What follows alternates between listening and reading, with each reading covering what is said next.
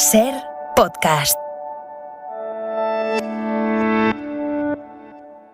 Hola, soy Pepa Bueno y estás escuchando Las 8 de Hora 25. Las noticias que debes conocer hoy en 20 minutos. Disfruta del episodio.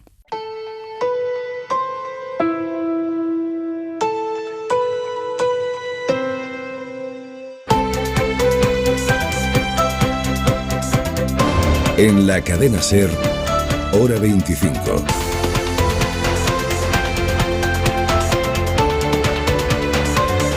Pepa Bueno.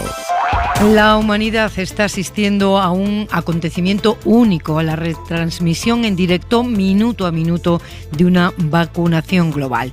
Y todos los tropiezos habituales en un proceso así acaban convertidos en noticia con repercusiones en los planes de cada gobierno.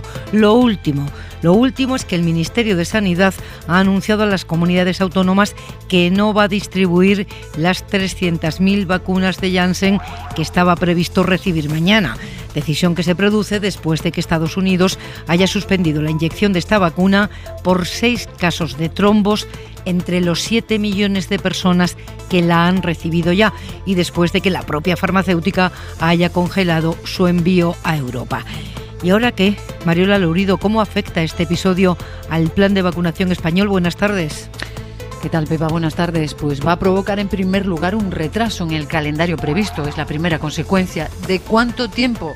Es una incertidumbre. Dependerá de la decisión de la farmacéutica de reanudar la distribución de las dosis a Europa y de si esta decisión la vincula al resultado de la investigación de la Agencia Estadounidense del Medicamento, que ya ha dicho que intentará aclarar en unos días esa supuesta relación de la vacuna con los casos graves de trombos.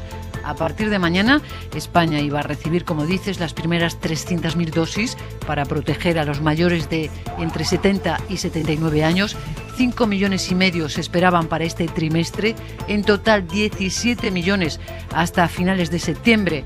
Y es monodosis, Pepa, recuerda, es decir, un solo pinchazo, por lo que con Janssen estaba previsto vacunar a 17 millones de personas. Por lo tanto, esta vacuna es clave para poder cumplir el objetivo de inmunizar al 70% de la población al final del verano. Hoy los indicadores de la pandemia nos dan una tregua. Baja ligeramente la incidencia, se quedan 196 casos por 100.000 habitantes y bajan también los fallecimientos notificados y aún así 100 personas han perdido la vida por COVID. Hoy el presidente del Gobierno ha presentado las grandes inversiones previstas con los fondos europeos. 13.000 millones de euros para ir cambiando nuestros coches por coches eléctricos. 4.000 millones de euros para rehabilitar y modernizar viviendas y ciudades. Y así hasta los 140.000 millones que tenemos que recibir. Este plan es la mayor oportunidad para España desde la entrada de España a la Unión Europea. Y de eso hace 37 años. 37 años. Por tanto, ocasiones como esta se presentan un par de veces en el siglo, como mucho. Y esta oportunidad España no la va a dejar pasar. Mucha tela que cortar, ¿no? Muchos detalles que analizar, muchas explicaciones que pedir al Gobierno. Bueno, pues por la tarde había sesión de control al Ejecutivo en el Senado y no parece que este plan haya sido el eje en el cara a cara entre el presidente y el principal partido de la oposición. Nieves Goicoechea, cuéntanos, buenas tardes. Buenas tardes, Pepa. Pequeños mítines en formato parlamentario. Estamos en precampaña madrileña y los términos indecente, mentiroso, desleal suenan en la Cámara Alta entre el presidente del Gobierno y el portavoz del PP, Javier Maroto, a propósito también de la vacunación y la gestión de la presidenta Ayuso. Usted nunca va a perdonar a Ayuso que siempre haya demostrado toda aquella capacidad de actuar frente a la pandemia de la que usted carece. Usted, en vez de atacar al virus, ataca a Ayuso. Y eso es indecente. Ese fervor, ese amor que tiene usted a Ayuso, a la presidenta de la Comunidad de Madrid, que caiga en la contradicción de defender su política fiscal, que precisamente a quien está dañando es a territorios como el que usted representa en este Senado. Ustedes otra vez se han puesto enfrente y eso no le quepa duda, lo pagarán en las urnas haber estado enfrente y siendo tan desleal del gobierno. Y Maroto ha acusado a Pepa Sánchez de mentir todo este tiempo sobre la cobertura legal del estado de alarma. Sánchez, irónico, les ha pedido que se aclaren. ¿Cómo puede pedir responsabilidad a los demás alguien que miente más que habla? Sí, que miente más que habla. A ver, que me entere, señor Maroto. ¿Ustedes están a favor del estado de alarma a partir del 9 de mayo o no? La sensación que tengo es que si el gobierno propone prolongar el estado de alarma a partir del 9 de mayo, ustedes chillan. Y si no lo proponemos, también ustedes chillan. Y después el senador de Vox, Fernández Robato, que asegura que defiendan a los trabajadores. El presidente del gobierno les ha dicho que no se disfracen porque a quienes les interesan son la clase pudiente. Mañana comparece a petición propia el presidente en el Congreso para hablar del plan de recuperación y del estado de alarma. Y se va a encontrar con varios socios parlamentarios, además de la oposición, por supuesto, pidiéndole herramientas alternativas si decae el estado de alarma el 9 de mayo. Día intenso, como ven, este martes. Esther Bazán, buenas tardes. ¿Qué tal? Buenas tardes. Intenso y algo desapacible, ¿no? Con un poco más de frío, incluso lluvia, y parece que va a seguir así, Jordi Carbó. Buenas tardes. El pronóstico anuncia lluvia, sobre todo en el centro y el sur de la península. Durante la mañana ya lloverá en Andalucía. A partir de mediodía se extenderá a Murcia, Castilla-La Mancha, también Extremadura, la Comunidad Valenciana, pero aquí de manera débil, al igual que al sur de Aragón. Algunos chubascos, incluso tormentas intensas en la Comunidad de Madrid, también durante la tarde. Temperaturas mínimas más altas, pero el resto de la jornada, en general, el ambiente se notará más fresco. Vamos con los deportes. Jesús Gallego, buenas tardes. Buenas tardes. El Real Madrid entrena hasta ahora en Anfield, donde mañana se jugará ante el Liverpool en meterse en las semifinales de la Champions. Recordemos, 3-1 en la ida. Acaba de hablar Zidane, dice que Valverde está recuperado y a disposición mañana por si tiene que jugar. Recordemos que hoy se cierran otras dos eliminatorias de cuartos de final. A las 9, París Saint-Germain, Bayern de Múnich con 3-2 en la ida para los franceses y Chelsea-Oporto con 2-0 en la ida para los británicos. Y algo más en esta portada, algo más que es una alegría para todos los que trabajamos en esta casa. Según la primera oleada del EGM en el año 2021, la SER sigue siendo la radio líder en España con 4.367.000 oyentes. Su mejor dato en 4 años, Ana Corbatón. Son 1 millón de oyentes más que la COPE y 2.400.000 más que Onda Cero. Este programa, Hora 25, es líder de la radio nocturna con 957.000 seguidores diarios. También lideran sus franjas horarias Hoy por Hoy con Ángeles Barceló, que suma 75.000 oyentes nuevos y alcanza los 3.055.000 seguidores diarios, y La Ventana de Carlas Francino, que incorpora a 92.000 oyentes más hasta llegar a los 929.000. El informativo más escuchado a mediodía es Hora 14 con José Antonio Marcos, que consigue 608.000 seguidores diarios. Durante los fines de semana, A Vivir que son 2 días, con Javier del Pino, sube su audiencia el sábado hasta los 2.218.000 oyentes y lidera igualmente los domingos con 1.900.000. En los programas deportivos, Carrusel con Dani Garrido tiene un promedio de 1.404.000 seguidores cada fin de semana, y El Larguero de Manu Carreño llega a los 746.000 oyentes cada noche. Y de madrugada, El Faro de Mara Torres es el más escuchado con 238.000 oyentes, y De Buenas a Primeras con Marina Fernández y Aitor Albizua consigue su mejor dato con 108.000 oyentes. Los de Hora 25 les damos las gracias uno a uno a los 957.000 oyentes que han estado ahí cada noche. Seguimos.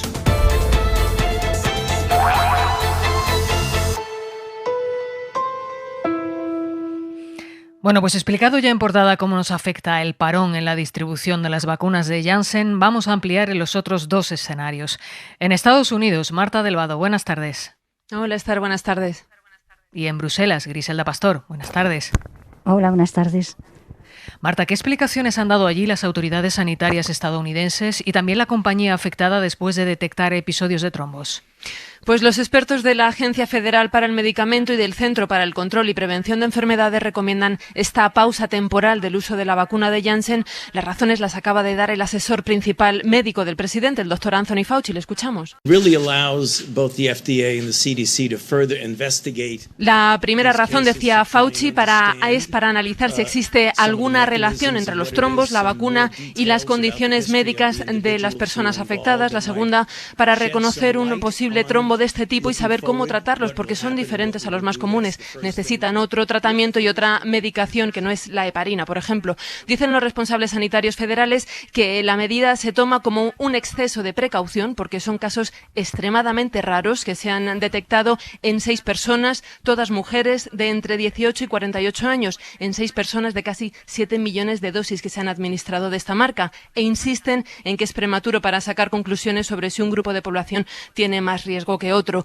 Johnson & Johnson, por su parte, anuncia el retraso de la distribución de su vacuna en Europa para analizar los casos y garantizar la seguridad de su vacuna, Esther. Griselda, ¿el plan para Europa cuál era? ¿Cuántas dosis se esperaban y cómo se iban a distribuir? Bueno, Europa tiene una opción de compra de hasta 400 millones de esta vacuna, pero de manera inmediata. Esperaba para antes de terminar el mes de junio, para este trimestre, 55 millones de dosis. La distribución es la misma que en el resto de vacunas, es una distribución en base a la población, ¿no?, la que se hace, y en base a las opciones de compra que ha ido haciendo cada Estado miembro. Marta, ¿y hay alguna pista de cuánto va a durar esta pausa? Pues los expertos sanitarios esperan que sea una pausa de días e insisten en que es una recomendación para la población general, y como recomendación los médicos van a poder seguir administrando esta vacuna en casos individuales si consideran que el riesgo-beneficio de un paciente es el apropiado. Por otro lado, la Casa Blanca asegura que esta pausa no va a impedir cumplir el objetivo de Joe Biden, que es llegar a los 200 millones de dosis durante sus primeros 100 días de gobierno y alcanzar la práctica normalidad para el 4 de julio. Hay que recordar que la Agencia Europea del Medicamento ya había iniciado, Griselda, una investigación sobre varios casos de trombos para determinar si existía algún tipo de relación con la vacunación con Janssen. Sobre 4 casos, y todos americanos, de los que había una muerte. Evidentemente son datos viejos ya ahora. Lo que ha dicho hoy la Comisión es que la EMA está en contacto con la Agencia Federal Americana y que van a ver qué deciden en los próximos pasos, mientras recuerda que aunque algunas dosis de esta vacuna han sido distribuidas por los estados, de momento no hay nadie que haya empezado a administrarla, y poco más porque, como tú has dicho, esta investigación está abierta y de momento la EMA no se ha pronunciado. Marta, Griselda, hasta luego. Hasta luego. Buenas tardes. Las autoridades sanitarias británicas han empezado a citar a los mayores de 45 años para vacunarse, al grupo hasta 49 años. Londres, Begoña Arce, buenas tardes. Buenas tardes. El 8 de diciembre del año pasado conocíamos a Margaret, la primera persona del mundo occidental en vacunarse. 4 meses después, Begoña, ¿qué porcentaje de la vacunación está vacunada allí con al menos una dosis y cuántas con la pauta completa? El porcentaje de población vacunada con al menos una dosis es del 48,2%. Se ha inoculado a casi 40 millones de personas. Algo más de 32 millones han recibido la primera dosis y algo más también, de 7,5 millones, la segunda dosis. ¿Y allí qué vacunas se inyectan? ¿Cómo va el calendario? Hasta ahora las vacunas que se han venido inyectando son las de Pfizer y la de AstraZeneca. Desde hoy se está utilizando también la de Moderna en Inglaterra, que ya se venía usando desde hace unos días en Escocia y Gales. El Reino Unido ha comprado millones de vacunas de Janssen, pero aún no se han puesto en circulación ni se sabe muy bien si lo hará o cuándo lo hará. En cuanto al calendario, con los adultos de más de 50 años ya vacunados con al menos una dosis, el programa del Gobierno es que todos los adultos británicos reciban al menos esa primera dosis a finales de junio. En principio se había puesto como objetivo que fuera en septiembre, pero el programa va más adelantado de lo previsto. De hecho, ya en Escocia y en Gales se les está ofreciendo la vacuna a los mayores de 40 años. De momento no hay problemas de abastecimiento, aunque puede haberlos y con ello retrasos en ese programa. Gracias, Begoña. Y como cada tarde comprobamos aquí cómo va el proceso de vacunación a día de hoy, al margen de lo que pase con Janssen, son llamativos, Adela Molina, los datos de hoy por grupos de edad. Se empieza a reflejar el buen ritmo de la vacunación, especialmente en el grupo de edad que iba más retrasado, el de 70 a 79 años, y en el que hay ya más de un 21% con al menos una dosis. También entre 60 y 69 años, con el 28% de vacunados con la primera. Entre los mayores de 80 años, el primero de los grupos prioritarios por edad en el que empezó la vacunación, hay un 95% con una dosis y prácticamente el 52% con las dos. Ayer, según Sanidad, se pusieron 288.000 vacunas, 9 de cada 10, 261.000 han sido primeras dosis. En total, casi 8 millones de personas, el 16% de la población, ha recibido ya una dosis de alguna de las vacunas y hay más de 3.100.000, el 6,6% con la pauta completa.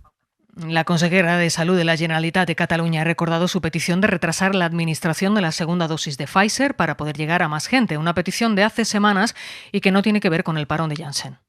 Ya pedí este debate en el último Consejo Interterritorial otra vez, y ahora mismo estamos pidiendo el debate y agilidad en la decisión, porque cada día que pasa es personas que estamos dejando de dar la oportunidad de esta inmunización en primera dosis y, por lo tanto, disminuir el riesgo de mortalidad, el riesgo de entrada en hospitales, el riesgo de UCI. El otro debate es cómo se va a gestionar la pandemia cuando el 9 de mayo termine en España el tiempo del estado de alarma. Ya hemos escuchado lo dicho esta tarde en el Senado, lo que han dicho el presidente Sánchez y el portavoz del PP. El Gobierno insiste en que hay herramientas suficientes, pero el resto tiene muchas dudas. Aprietan las comunidades, aunque dice el presidente gallego que... Las comunidades autónomas no presionamos. Quien presiona es el virus.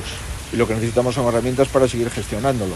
Dado que el Gobierno se niega a darnos herramientas legales para poder gestionar la pandemia con seguridad jurídica, pues la solución menos mala es seguir prorrogando un mínimo de garantías para poder tomar decisiones y que no cada comunidad autónoma tome decisiones dependiendo de la ratificación o no de las autoridades judiciales. Y aprietan los partidos en el Congreso. Carolina Gómez. Sí, hablaban primero los socios de precipitación y ahora algunos como Bildu Más País piden una alternativa jurídica tras la alarma. Merche Ezpiorúa, Íñigo Errejón. Es que el día 9 de mayo esto va a ser la ley de la selva y no podemos someter a la gente a esta situación de estrés colectivo. Lo que mañana estamos esperando es que el presidente del Gobierno ofrezca cuál es la alternativa que va a sustituir al paraguas del estado de alarma que hemos tenido hasta ahora. Los populares plantean que se reforme la Ley de Salud Pública del 86. Creen que se puede hacer en 15 días. Hoy Cuca Gamarra ofrecía los votos del PP al Gobierno para hacerlo. Si lo que le preocupa es que no le salen las cuentas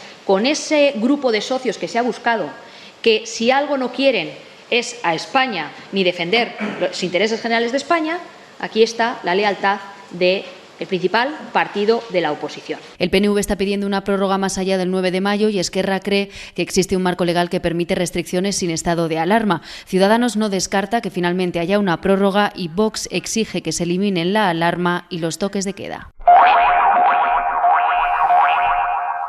El presidente del Gobierno lo ha vendido como la mayor modernización de España desde la entrada en la Unión Europea, y eso fue al inicio del año 86. Ya ha llovido desde entonces.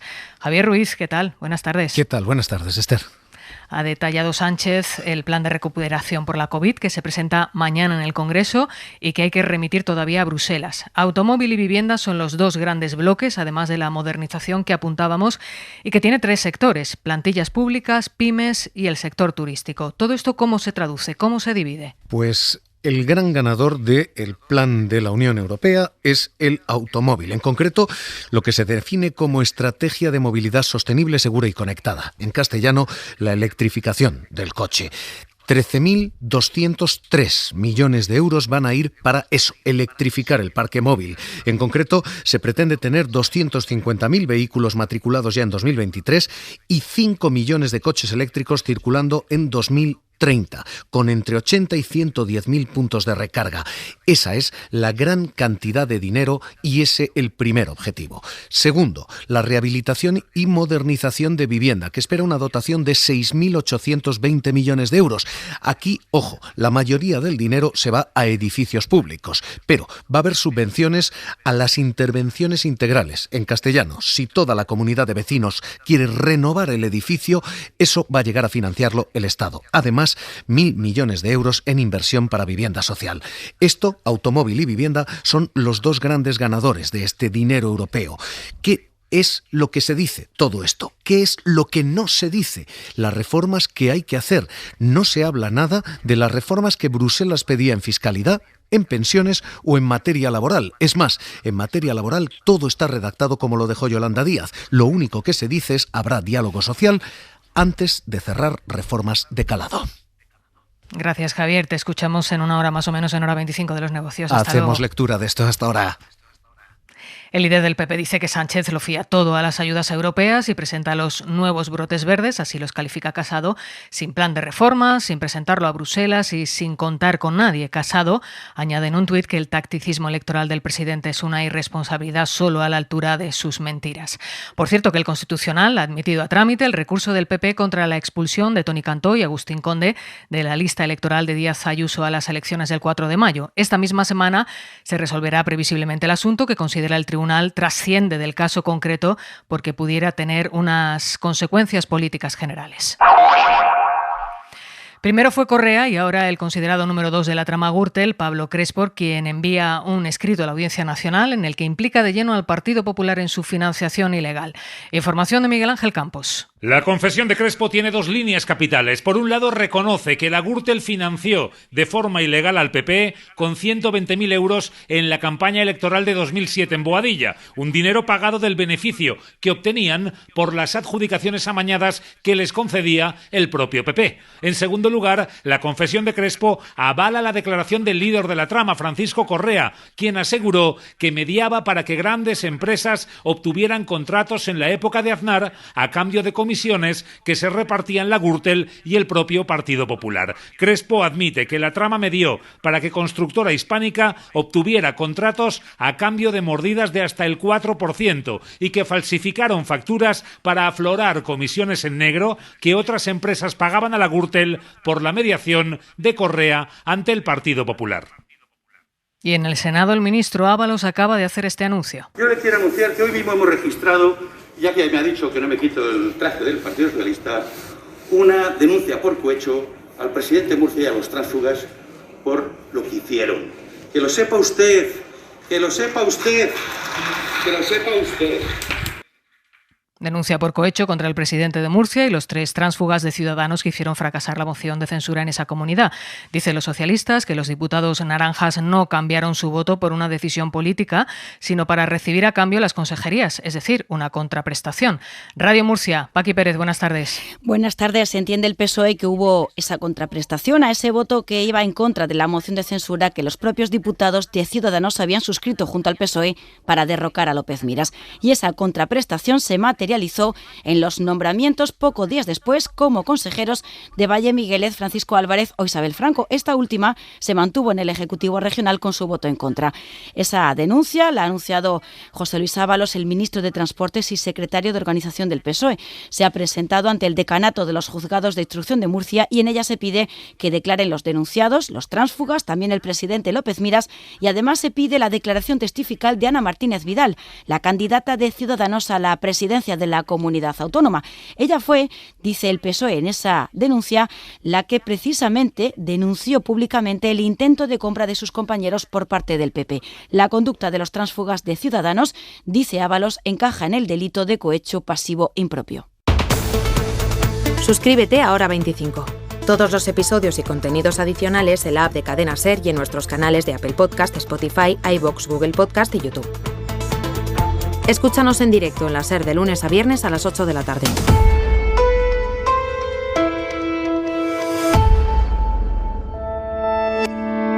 Cadena SER. La radio.